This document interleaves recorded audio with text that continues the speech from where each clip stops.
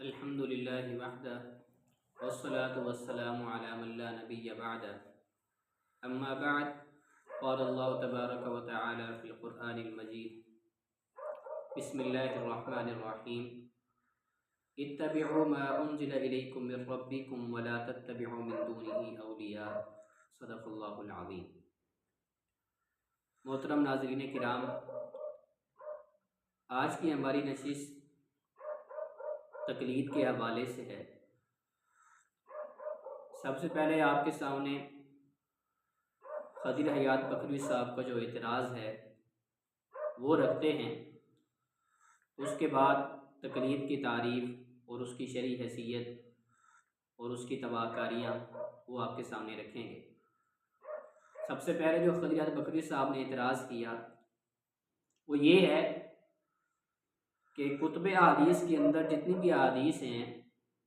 ہر حدیث میں 4 5 6 راوی موجود ہیں، تو وہ ایسے راوی ہیں جن کو نہ سچا اللہ نے کہا ہے اور نہ اس کے رسول نے کہا ہے، اور ان کی توثیق یا تو امام ابن حبان نے کی ہے، یا حافظ مزی نے کی ہے، یا پھر حافظ ابن حجر رحمہ اللہ نے کی ہے، یا باقی ائمہ ہیں انہوں نے کی ہے۔ تو آپ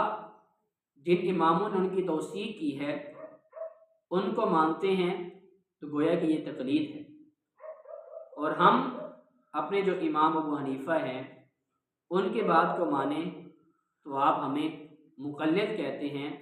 جبکہ آپ خود بھی ان کی توثیق کے اندر باقی ائمہ کی تقلید کر رہے ہیں۔ تو سب سے پہلے خضر حیات بکروی صاحب کو ہمارا یہ پیغام ہے کہ آپ تقلید کی تعریف پڑھیں۔ تقلید کہتے کسے ہیں؟ تقلید کی تعریف کیا ہے؟ آئیں ہم آپ کو بتلاتے ہیں کہ تقلید کہتے کسے ہیں۔ سب سے پہلے حافظ ابن حجر رحمہ اللہ نے اور اسی طرح خطیب بغدادی رحمہ اللہ نے جو تقلید کی تعریف کی ہے وہ یہ کی ہے ان تقول بقولہ وانت لا تعرف وجہ القول ولا معناه، کہ تو ایسی بات کا قائل ہو جائے کہ جس کی تو وجہ کو نہیں جانتا اور نہ ہی اس کے معنی سے واقف ہے، یعنی جو شخص بات کہہ رہا ہے نہ اس کی دلیل سے واقف ہے اور نہ ہی اس کے بذات خود معنی سے واقف ہے، تو یہ تقلید ہے۔ اور اسی طرح حافظ ابن قیم رحمہ اللہ نے انہوں نے یہ تقلید کی تعریف کی ہے وَإِنَّمَا هُوَ بِدُونِ الدَّلِيلِ فَإِنَّمَا هُوَ تقلید، کہ جو عمل جو چیز دلیل کے بغیر آپ جسے قبول کر رہے ہیں وہ تقلید ہے، جس کے اندر کوئی شرعی حجت نہیں، کوئی شرعی دلیل نہیں، اور آپ اسے مان رہے ہیں، اسے تسلیم کر رہے ہیں شریعت کے اندر، تو اسے تقلید کہتے ہیں۔ اور اسی طرح ابو عبداللہ مصری مالکی رحمہ اللہ وہ تقلید کی تعریف میں فرماتے ہیں الرجوع الی قول لا حجت لقائلہ علیہ وہذا ممنوع فی الشرع، کہ ایسی بات کی طرف رجوع کرنا کہ جس کا قائل جو ہے کہنے والا ہے اس کے پاس اس کی جو شرعی دلیل ہے وہ نہ ہو، اور یہ ایسا تقلید شریعت کے اندر ممنوع ہے۔ تو یہ تقلید کی تعریف جو بڑے محدثین نے کی ہے وہ آپ کے سامنے رکھی ہے۔ اس کے بعد یہی جو تقلید کی تعریف ہے وہ احناف نے بھی کی ہے کہ ایسے عمل کو لینا جس کی شریعت کے اندر کوئی دلیل نہ ہو، جس کی شریعت کے اندر کوئی دلیل نہ ہو، ایسے عمل کو اختیار کر لینا، قبول کر لینا، اس کو تقلید کہتے ہیں۔ سب سے پہلے جو ان کی مسلم الثبوت ہے جسے ان کو پایا کہ ان کی بڑی مایہ ناز کتاب ہے اصول کے حوالے سے، اس میں یہ لکھا ہوا ہے العمل بقول الغیر من غیر حجہ، کہ غیر نبی کی بات کو قبول کرنا، اس کے عمل کو قبول کرنا بغیر دلیل کے، جس کی شرعی دلیل نہ ہو اس عمل کو قبول کر لینا، اس کو تقلید کہتے ہیں۔ اسی طرح ان کی کتاب فواتح الرحمود اس کے اندر بھی یہ تقلید کی تعریف کی گئی ہے۔ اسی طرح ان کے جو بڑے علامہ ابن حمام حنفی رحمہ اللہ ہیں، اور اسی طرح ملا علی قاری حنفی رحمہ اللہ، انہوں نے بھی یہی تقلید کی تعریف کی ہے کہ غیر نبی کی بات کو قبول کرنا، تسلیم کرنا جس کی شریعت کے اندر کوئی دلیل نہ موجود ہو۔ اسی طرح القاموس الوحید ان کی لغت کی بڑی مایہ ناز کتاب ہے، مشہور و معروف کتاب ہے، اس میں بھی تقلید کی جو تعریف کی گئی ہے وہ یہی کی گئی ہے کہ بغیر سوچے سمجھے یا بے دلیل پیروی کرنا اس کو تقلید کہتے ہیں۔ اسی طرح علی بن محمد جرجانی حنفی رحمہ اللہ، انہوں نے تقلید کی تعریف کی ہے التقلید عبارت عن قبول القول عن قبول الغیر بلا حجت ولا دلیل، کہ تقلید اس کو کہتے ہیں کہ غیر نبی کی بات کو تسلیم کرنا جس کی نہ حجت اور نہ ہی دلیل، اور یہی تعریف مفتی احمد یار خان نعیمی صاحب نے بھی کی ہے، اور سعید احمد پالن پوری دیوبندی نے لکھا ہے کیونکہ تقلید کسی کا قول اس کی دلیل جانے بغیر لینے کا نام ہے۔ تو یہ آپ کے سامنے احناف کی کتب کے چند حوالے رکھے ہیں، اور ان کے جو بڑے بڑے وائناز علماء کرام ہیں، بڑے ائمہ ہیں جو ان کے علماء کرام ہیں، ان کے آپ کے سامنے جو تقلید کی تعریف انہوں نے کی ہے وہ آپ کے سامنے رکھی ہے۔ یہ تقلید کہتے ہی اسے ہیں جس کے اندر کوئی شرعی دلیل نہ ہو، جو عمل بغیر شرعی دلیل کے کیا جائے اس کو تقلید کہتے ہیں، اور ایسی تقلید شریعت کے اندر منع ہے، شریعت کے اندر ممنوع ہے۔ تو آئیے تقلید کے جو شرعی حیثیت ہے وہ سب سے پہلے آپ کے سامنے رکھتے ہیں کہ کیا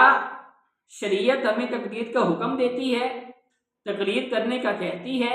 یا پھر تقلید کی مذمت کرتی ہے، ہم اس سے منع کرتے ہیں۔ آئیے رب تعالیٰ کا قرآن پڑھتے ہیں۔ اللہ تعالیٰ فرماتے ہیں اتبعوا ما انزل الیکم من ربکم،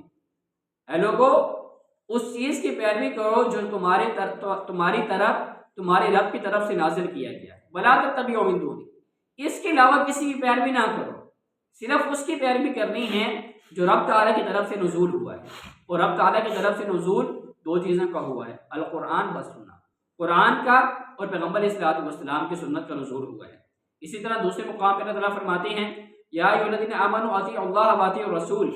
اے ایمان والو اللہ کی اطاعت کرو اور اس کے رسول کی اطاعت کرو۔ تو اس میں بھی اللہ تعالیٰ نے اپنے پیغمبر کی اطاعت کا اور اس کے رسول کی اطاعت کا حکم دیا ہے، اور ایک اور جگہ پر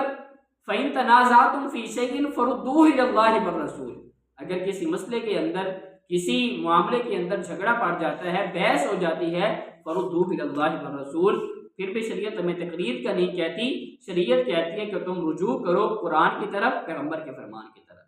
اسی طرح اللہ تعالیٰ نے قرآن مجید کے اندر ارشاد فرمایا فَاسْأَلُوا أَهْلَ الذِّكْرِ إِن كُنتُمْ لَا تَعْلَمُونَ، تم اہل ذکر سے سوال کرو، ان کنتم لا تعلمون، اگر تم علم نہیں جانتے، اگر کسی مسئلے کا پتہ نہیں ہے تو آپ اہل ذکر سے، اہل ذکر سے کیا مراد ہے؟ قرآن کی دوسری آیت پڑھ لیں اِنَّا نَحْنُ نَزَّلْنَا الذِّكْرَ وَإِنَّا لَهُ لَحَافِظُونَ، یہاں محدثین نے ذکر سے مراد قرآن بھی لیا ہے اور ذکر سے مراد حدیث بھی لی ہے۔ تو گویا کہ آپ ذکر والوں سے سوال کریں، جو قرآن والے، جو حدیث والے ہیں، اگر آپ کے پاس علم نہیں تو آپ ان سے سوال کریں۔ اب سوال کس طرح کرنا ہے؟ جو وہ اپنی رائے دیں اس کو تسلیم کرنا ہے، ان کو ماننا ہے، یا پھر قرآن و حدیث کو ماننا ہے؟ اللہ تعالیٰ فرماتے ہیں بالبینات، اہل ذکر سے سوال کرنا ہے، ان سے دلیل بھی مانگنی ہے، ان سے دلیل بھی پوچھنی ہے، دلیل بھی طلب کرنی ہے، بغیر دلیل کے ان کی بات کو نہیں ماننا۔ اسی طرح قرآن کے ایک دوسرا مقام ہے، اللہ تعالیٰ فرماتے ہیں اتخذوا احبارهم ورهبانهم اربابا من دون اللہ، کہ یہود و نصارہ نے اپنے علماء کو، اپنے پادریوں کو رب کے علاوہ رب بنا لیا ہے، اللہ تعالیٰ کے علاوہ، ارباب من دون اللہ، اللہ تعالیٰ کے علاوہ رب بنا لیا ہے۔ اور حدیث میں آتا ہے اما انہم لا یعبدونہم ولکن کانوا اذا استحلوا لهم شیئا استحلوا، وہ ان کی عبادت نہیں کیا کرتے تھے، ان کی پوجا پاٹ عبادت نہیں کیا کرتے تھے، بلکہ جب ان کے علماء کسی حرام چیز کو حلال کہتے تو اس کو حلال سمجھتے، اور جب کسی حلال چیز کو ان کے علماء حرام کہتے تو وہ اس کو حلال سمجھ لیا کرتے تھے، یا حرام کہتے تو حرام سمجھتے علماء، ان کے جو کہتے اس کے ان کے پیچھے چل پڑتے تھے۔ تو اللہ تعالیٰ نے ان کو تشبیہ دی ہے ارباب من دون اللہ، کہ انہوں نے اپنے علماء کو رب کے علاوہ معبود بنا لیا ہے۔ اور تقلید کے اندر یہی ہوتا ہے، ایک طرف پیغمبر صلی اللہ علیہ وسلم کا واضح فرمان موجود ہے، پیغمبر صلی اللہ علیہ وسلم کی واضح حدیث موجود ہے، لیکن جو مقلد ہے وہ نعوذ باللہ پیغمبر کی حدیث کے چھوڑ دے گا اور اپنے جو امام ہے، اپنا جو بڑا ہے، اس کی بات کی طرف جائے گا اور پیغمبر کے فرمان کو چھوڑ دے گا۔ اور جو مشرکین تھے ان کی کیا عادت تھی؟ جب ان کے سامنے قرآن پڑھا جاتا، حدیث پڑھی جاتی، وہ کیا کہتے ہیں؟ انا وجدنا آباءنا علی امۃ وانا علی آثارہم مقتدون، یہ تو ہمارے باؤ اجداد نے عمل کیا ہی نہیں ہے، ہم تو اپنے باؤ اجداد کے پیروکار ہیں، ان کے مخلد ہیں، ان کی تقلید کرنے والے ہیں، ان کے پیچھے چلنے والے ہیں، ہم تو ان کے پیچھے چلیں گے۔ اور پھر اللہ تعالیٰ نے ایک اور مقام پہ فرمایا یوم تقلب وجوہہم فی النار یقولون یا لیتنا اطعنا اللہ واطعنا الرسول، تقلید کی مذمت میں کہ جب ان کے چہروں کو جہنم کے اندر الٹ پلٹ کیا جائے گا، اس وقت وہ کہیں گے یا لیتنا، ہے کاش، اطعنا اللہ واطعنا الرسول، ہم اللہ کی اطاعت کرتے اور اس کے رسول کی اطاعت کرتے۔ وقالوا ربنا اطعنا سادتنا وکبراءنا فضلونا السبیلا، اور یہ ان کے مخلد یہ کہیں گے اے ہمارے رب، ہم نے اپنے بڑوں کی بات کو مانا، اپنے بڑوں کی پیروی کی، ان کی بات کو مانا، ان کی بات کو تسلیم کیا، فضلونا السبیلا، تو انہوں نے ہم کو سیدھے راستے سے ہٹا دیا تھا، سیدھے راستے سے گمراہ کر دیا تھا۔ ربنا آتihim ضعفین من العذاب والعنہم لعنا کبیرا، اور یہ بغیر دلیل کے اپنے بڑوں کی بات کو ماننے والے کہیں گے اے ہمارے رب، ان کو ڈبل عذاب دے اور ان پر بہت بڑی لعنت کر دے، کیوں؟ انہوں نے ہم کو سیدھے راستے سے بھٹکا دیا تھا۔ تو بھائیو، آپ کے سامنے چند آیات پیش کی ہیں، تو ان آیات کے اندر صرف اللہ تعالیٰ اور اس کے پیغمبر کی اطاعت کا حکم ہے، اور اس کے علاوہ کسی چیز کی اطاعت کا حکم نہیں دیا گیا، یا تو قرآن کی اطاعت کا حکم دیا گیا ہے، یا پھر پیغمبر صلی اللہ علیہ کی حدیث کا، اس کی اطاعت کرنے کا حکم دیا گیا ہے۔ اور تقلید کا رد قرآن کے اندر بھی موجود ہے، اور تقلید کا رد پیغمبر صلی اللہ علیہ وسلم کے فرامین کے اندر بھی موجود ہے۔ آپ علیہ السلام نے فرمایا کہ مجھے اپنی امت پر 3 چیزوں کا خوف ہے، 3 چیزوں کا ڈر ہے، اور تم ان چیزوں سے بچو بھی صحیح۔ اور ان 3 چیزوں میں سے ایک چیز ذلت العالم، پیغمبر فرماتے ہیں جو عالم کی غلطی ہے اس سے بچو، اسے قبول نہ کرو، جو عالم کی خطا ہے اس سے بچو، اسے قبول نہ کرو۔ اور ایک اور حدیث کے اندر پیغمبر فرماتے ہیں کہ قرب قیامت ایسے جاہل علماء ہوں گے کہ وہ جن کے پاس علم نہیں ہوگا، لوگ ان کے پاس آئیں گے، سوال کریں گے، مسئلہ پوچھیں گے، فتویٰ طلب کریں گے، تو وہ بغیر علم کے لوگوں کو فتویٰ دیں گے، بغیر علم کے لوگوں کو بتلائیں گے، اور وہ گمراہ خود بھی ہوں گے اور لوگوں کو بھی گمراہ کریں گے۔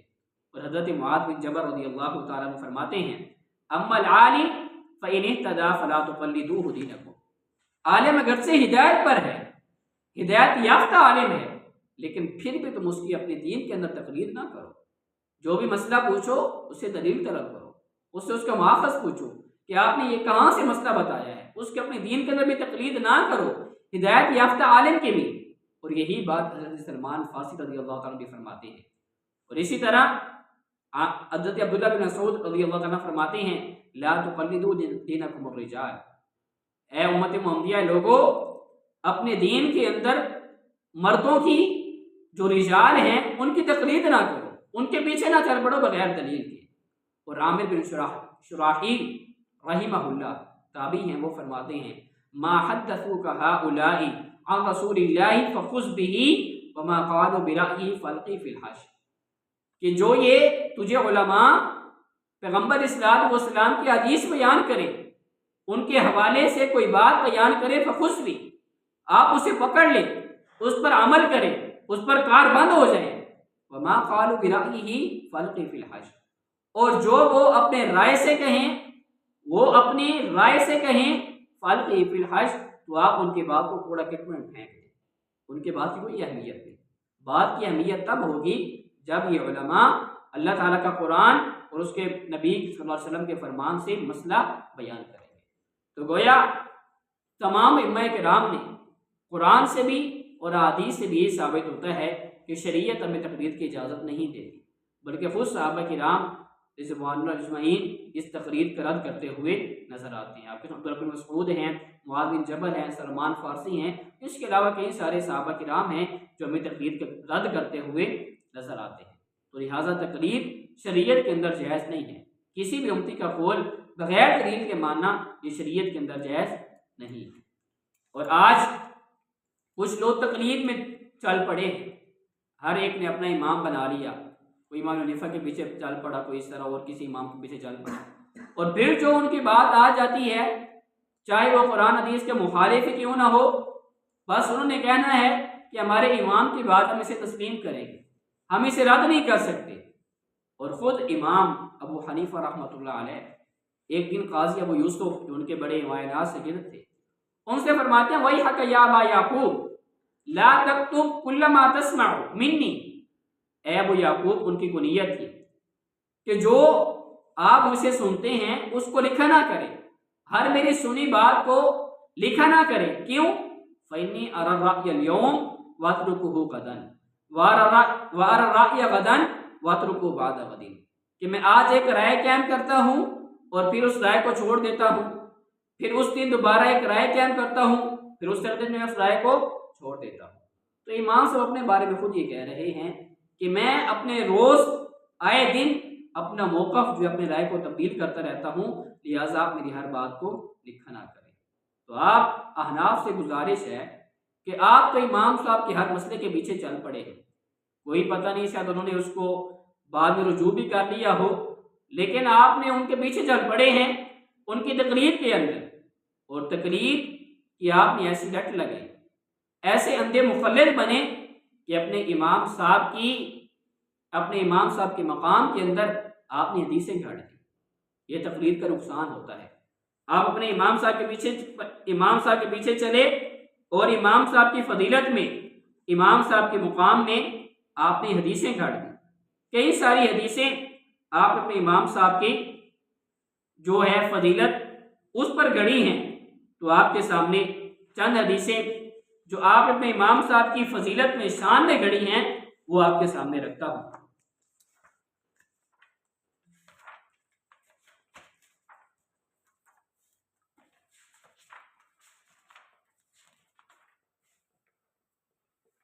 एक हदीस जो अमीन उकाड़वी साहब हैं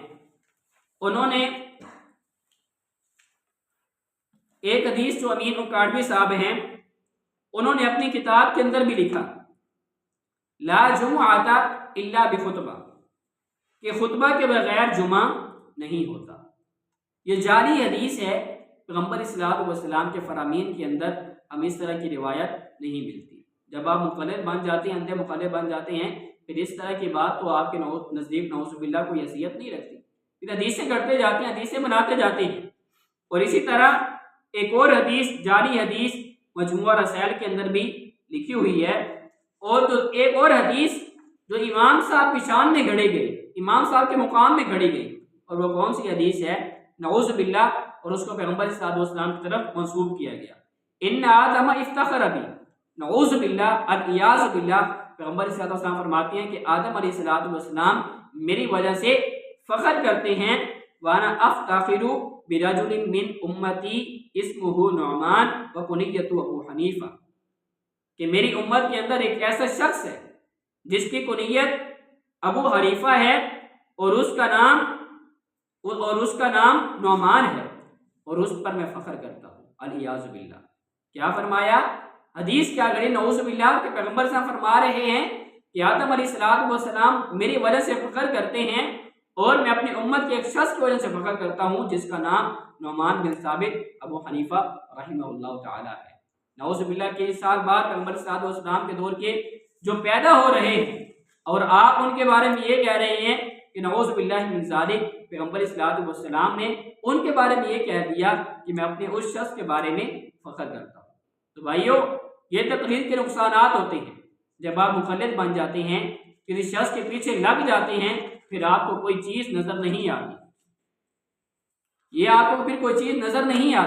फिर आप मुक़ल्लिद बन जाते हैं,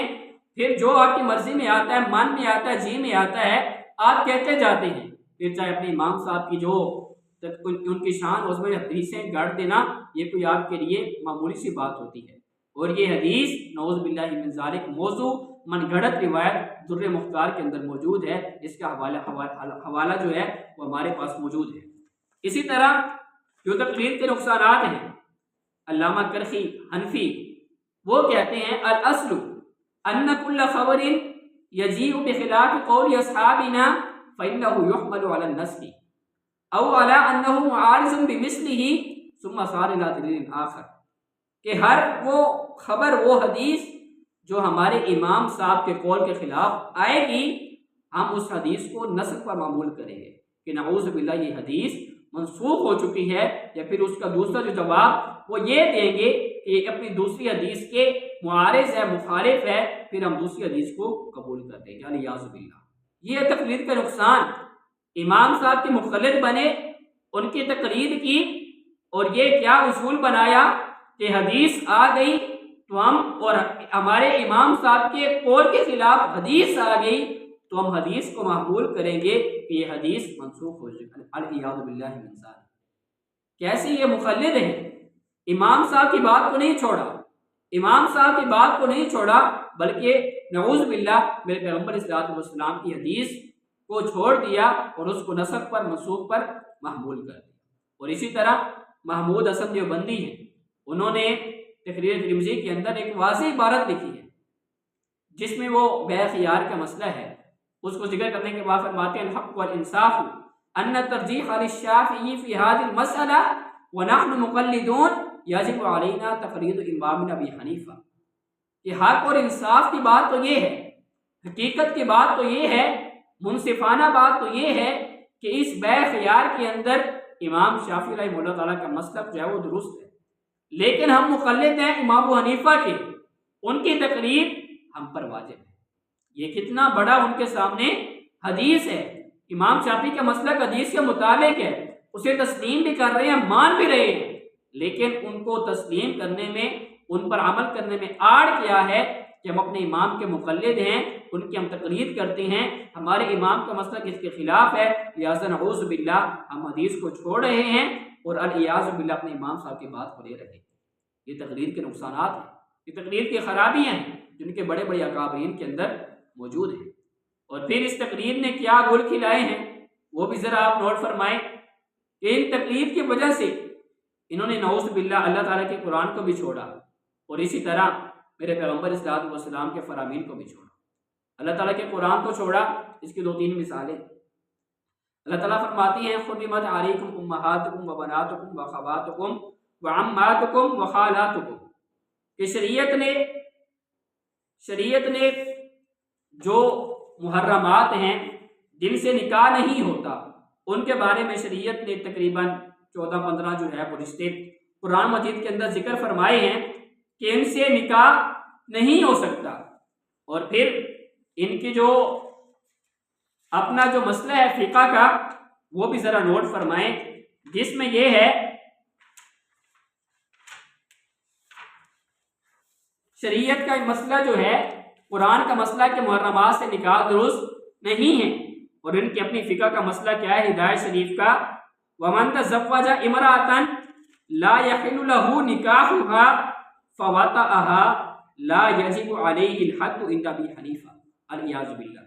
کہ کوئی شخص کسی ایسی عورت سے نکاح کرتا ہے جس سے نکاح کرنا حرام ہے، اب ماں سے نکاح کرنا حرام ہے،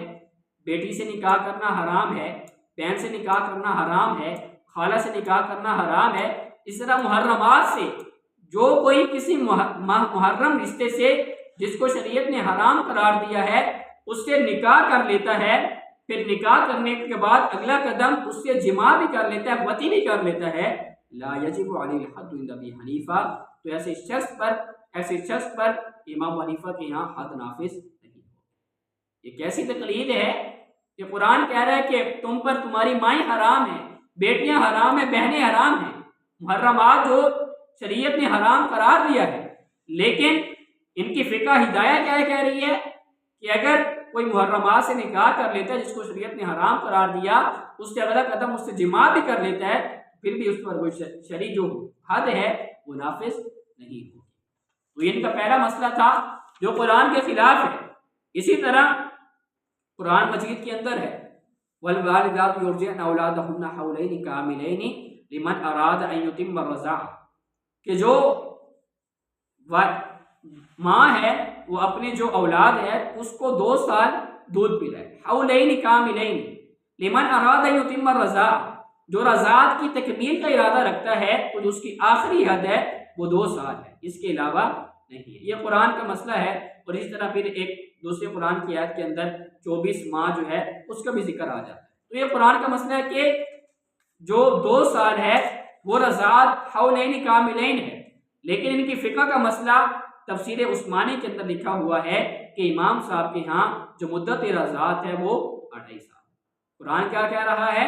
2 سال ہے۔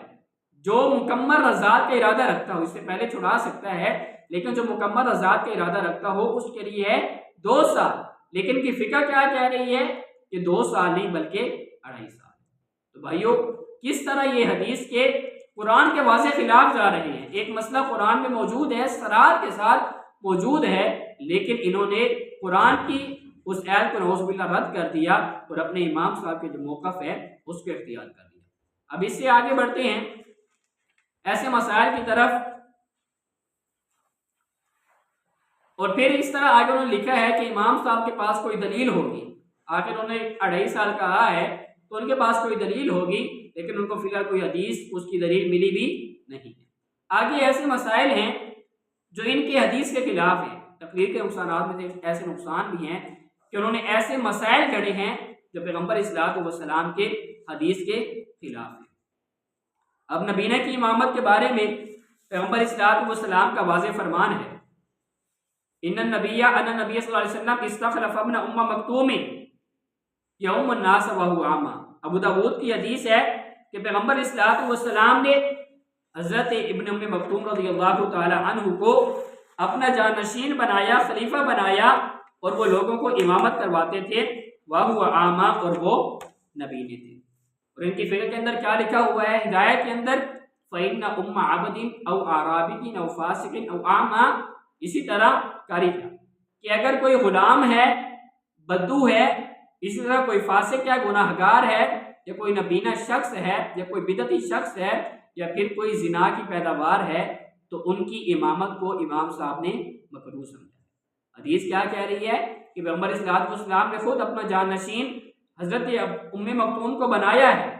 اور پھر ان کی فقہ کیا کہہ رہی ہے کہ جو نبینہ شخص ہے اس کی امامت کو امام صاحب نے مکروہ سمجھا۔ اسی طرح گاؤں میں جمعہ کے اندر صحیح بخاری کے اندر امام صاحب نے باقاعدہ باب باندھا ہے جمعہ گاؤں کے حوالے سے، جو قراب بستی ہے، چھوٹی سی بستی ہے، اس حوالے سے، جمعہ پڑھنے کے حوالے سے، اور پھر آگے حدیث بھی لے کر آئے ہیں۔ لیکن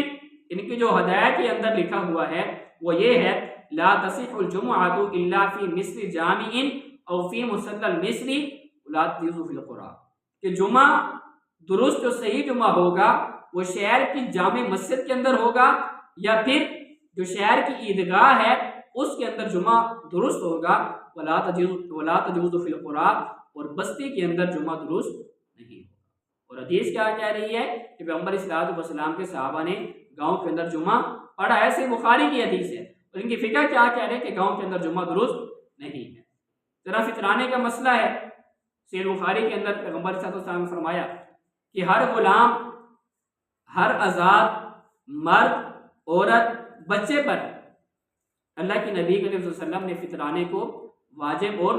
ضروری قرار دیا ہے، چاہے وہ جتنا مرضی یتیم ہے، مسکین ہے، وہ فطرانہ ادا کرے گا۔ اور سنن ابی داؤد کی حدیث ہے کہ اگر کوئی یتیم ہے، مسکین ہے، وہ اگر ایک اپنا فطرانہ ادا کرے گا تو 4-5 لوگ اور اسے فطرانہ ادا کر دیں گے، تو اس طرح وہ اس کی یتیمی باقی نہیں رہے گی۔ ان کی فقہ کا کیا مسئلہ ہے، صدقۃ الفطر واجبۃ علی الحر المسلم اذا کان مالکا لمقدار النصاب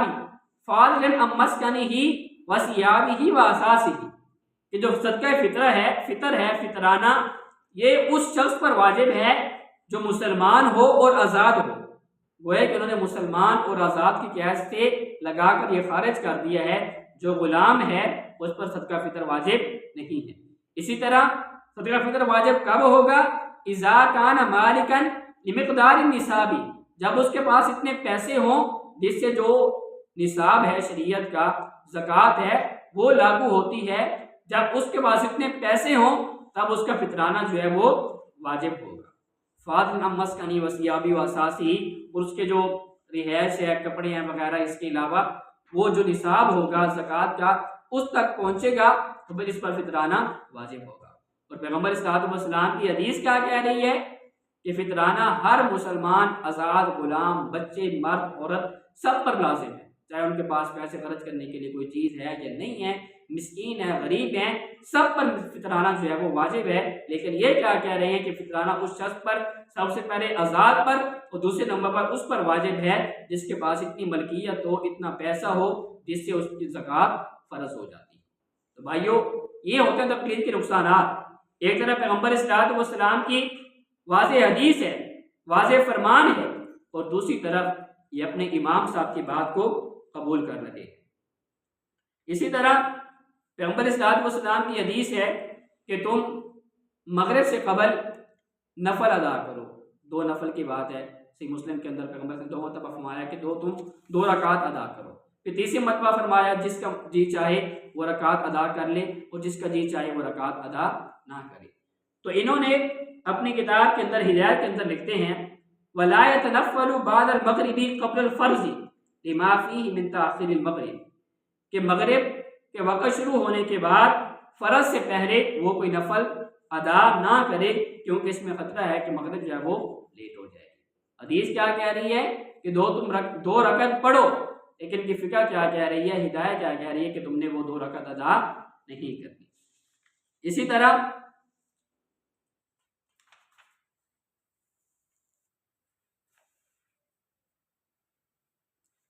ایک اور حدیث کے اندر پیغمبر صلی اللہ علیہ وسلم نے فرمایا ان نبی صلی اللہ علیہ وسلم نہا عن ثمن الکلب ومہر البغی وحلوان الکاہن، کہ پیغمبر صلی اللہ علیہ وسلم نے جو کتے کی کمائی ہے، قیمت ہے، اس سے منع فرما دیا۔ وہ ہے کہ کتا کو ہم اس کی خرید و فروخت جائز نہیں ہے، اور ان کی جو ہدایہ ہے اس کی جلد 2 ہے، صفحہ نمبر 75 پر لکھا ہوا ہے وَيَجُوزُ بَيْعُ الْكَلْبِ، اور جو کتے کی خرید و فروخت ہے وہ جائز ہے۔ اب ذرا آپ اندازہ لگا لیں پیغمبر صلی اللہ علیہ وسلم کی حدیث کیا کہہ رہی ہیں اور ان کی فقہ کیا کہہ رہی ہے۔ اور بھی بہت سارے ایسے مسائل ہیں، ولی نکاح میں جو ولی کی شرائط ہے، انہوں نے اپنی فقہ کے اندر اس شرائط کو ختم کر دیا، قرات کی شرائط کو ختم کر دیا۔ اور بھی بہت ساری ایسی چیزیں ہیں جو شریعت کے اندر موجود ہیں، لیکن انہوں نے تقلید میں آ کر ان تمام چیزوں کو رد کر دیا اور اپنے امام صاحب کی بات کو لے لیا۔ ہم آپ سے یہ گزارش کرتے ہیں کہ آپ آئیں قرآن کی طرف، آپ آئیں حدیث کی طرف، آپ آئیں پیغمبر کے فرمان کی طرف، یہ اپنے امام صاحب کی بات کو چھوڑیں۔ ان کے پاس کوئی دلیل ہے یا نہیں ہے، آپ ان کی بات کو چھوڑیں۔ آپ کے پاس قرآن ہے، آپ کے پاس پیغمبر صلی اللہ علیہ وسلم کے فرامین موجود ہے، آپ ان پر عمل کریں۔ اور ہم آخر میں آپ سے یہ سوال کرتے ہیں کہ اگر آپ کے یہاں تقلید کرنا ضروری ہے تو امام صاحب سے بڑے تو صحابہ ہیں، تو پھر ان کی تقلید ہونی چاہیے۔ آپ سب بھی مانتے ہیں، ہم بھی مانتے ہیں کہ جو آپ کے امام صاحب ہیں ان سے بڑے تو صحابہ کرام ہیں، تو گویا کہ جو بڑا ہے اس کی تقلید ہونی چاہیے۔ اگر تقلید ضروری ہے تو پھر آپ صحابہ کرام کی تقلید کیوں نہیں کرتے، اپنے امام صاحب کی تقلید کیوں کرتے؟ اور دوسرے نمبر پر اگر تقلید ضروری ہے تو پھر آپ کے امام صاحب کس کے مقلد تھے؟ اور آپ کے اشرف علی تھانوی صاحب نے لکھا ہے کہ امام صاحب مقلد نہیں تھے۔ تو اگر امام صاحب مقلد نہیں تھے تو گویا کہ جو تقلید ہے وہ بعد میں شروع ہوئی ہے، اس سے پہلے تقلید نہیں تھی۔ اگر اس سے پہلے تقلید ہوتی تو آخر آپ کے امام صاحب بھی کسی کے مقلد ہوتے۔ اگر آپ کے مقلد تھے تو گویا کہ تقلید بھی شرعی اعتبار سے درست نہیں ہے، نہ ان سے پہلے تھی۔ وہ تیسرا سوال یہ ہے کہ امام صاحب کی تقلید کا حکم کس نے دیا؟ آپ جو کہتے ہیں کہ تقلید کرنی چاہیے امام اعظم ابو حنیفہ کی، تو ان کی تقلید کا حکم کس نے دیا ہے؟ یا تو اللہ نے دیا ہو یا پھر اس کے رسول نے دیا ہو، اور اس کا حکم نہ اللہ نے دیا ہے اور نہ ہی اس کے رسول نے دیا ہے۔ تو پھر آپ ایسی چیز کو کیوں اپنے اوپر فرض قرار دے رہے ہیں، لازم قرار دے رہے ہیں، جس کا نہ اللہ تعالیٰ نے حکم دیا ہے اور نہ ہی اس کے پیغمبر نے حکم دیا ہے؟ اور خود اپنی تقریر سے امام صاحب نے منع بھی فرمایا، چاروں امام نے اپنی علیحدہ تقریر سے منع فرمایا ہے، اور پھر اپنی تقریر سے منع فرمایا۔ اور امام صاحب کی جو قول ہے اذا صح الحدیث هو مذہب، امام صاحب یہ فرماتے ہیں کہ جب حدیث صحیح ہو، صحیح حدیث آ جائے